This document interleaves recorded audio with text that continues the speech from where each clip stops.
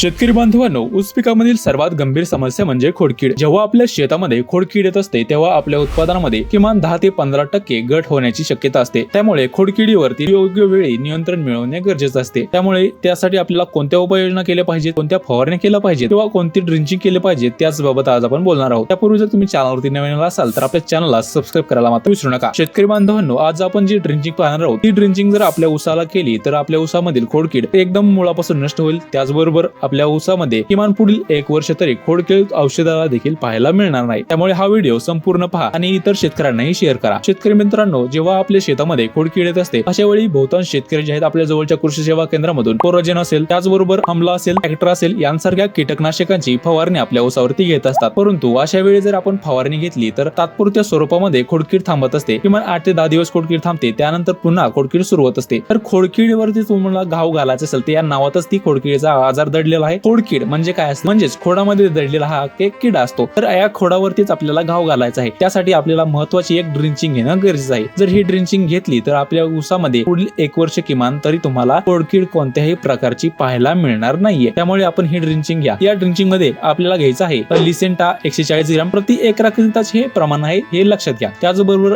Decis 100 250 ml घ्यायचं आहे आणि ओके घ्यायचं आहे 1 लिटर। ही ड्रिंचिंग जर आपण आपल्या ऊसाला घेतली तर किमान पुढील 1 वर्ष तुमच्या शेतामध्ये खोडकीड औषधालाही उरणार नाही आणि आपल्या उत्पादनातही वाढ होईल। तर शेतकरी बांधवांनो, ही जर माहिती तुम्हाला आवडली असेल तर व्हिडिओला लाईक, चॅनलला सबस्क्राइब करायला मात्र विसरू नका आणि हा माहितीपूर्ण व्हिडिओ जो आहे इतर शेतकऱ्यांनाही शेअर करा, जेणेकरून त्यांचाही यामुळे फायदा होईल। तर शेतकरी मित्रांनो, तुम्हाला जर ऊस पिकाबद्दल संपूर्ण शेड्यूल हवं असेल तर आपल्या चॅनलवरती जाऊन तुम्ही व्हिजिट करू शकता। त्या ठिकाणी ऊसाचं संपूर्ण शेड्यूल तुम्हाला पाहायला मिळेल।